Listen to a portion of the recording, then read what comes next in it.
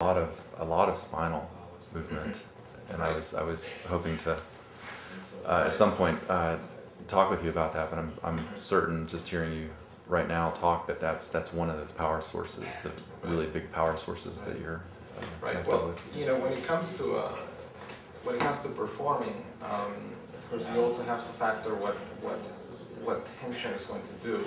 Just the pressure of the situation. Mm-hmm. So a lot of the I use a typical body movement for two reasons. One is to kind of provide an outlet for any pressure that I'm feeling. Mm-hmm. Number one, and so it's really useful when I'm playing in a concert. Mm-hmm. And the other reason that I use it is so as to allow a constant flow of movement Mm-hmm. in my body, and I do that in practice as well. Mm-hmm. So it's not just only related to tension, but the purpose of it is not to ever feel like I'm completely static playing. Yep. That's I feel that's unhealthy. Mm-hmm. Personally. Mm-hmm. So if I keep a certain level of movement, then the body's going to keep rotating. Right. Right.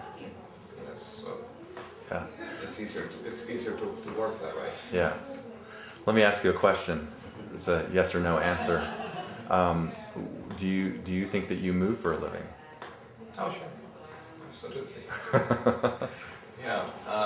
What would you say to any musician or any guitarist who is on the fence about that answer or that question? Well, see,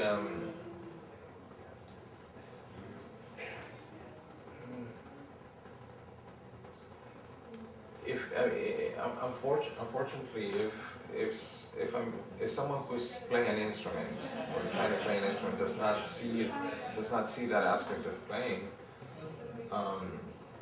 there's a lot that they're going to miss musically.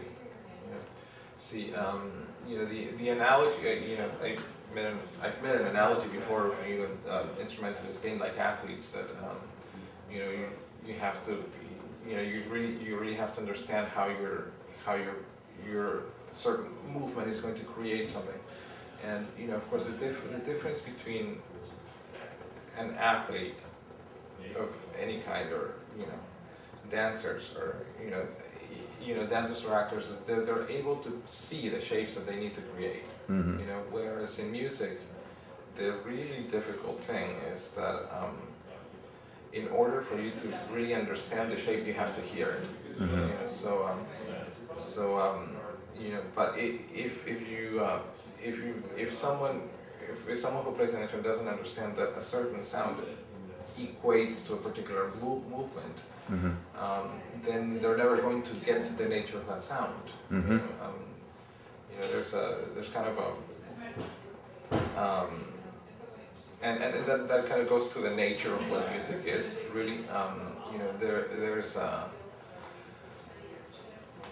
kind of a bipartite and a tripartite level nature to music, where music as an experience for a listener is always passive, because you get the music source, you hear it, and the music affects you in some way.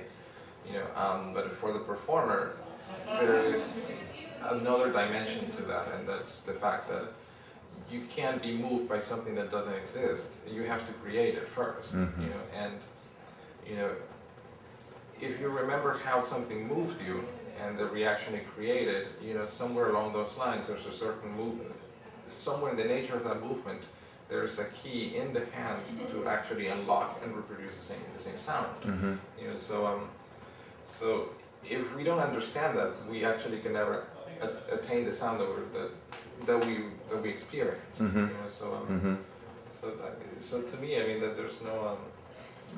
If someone doesn't really believe that, or or has a difficult time disagreeing with that, then they're missing a very big dimension of playing. Mm-hmm. Playing an instrument, or what it is. Right. So Fantastic. Thank you.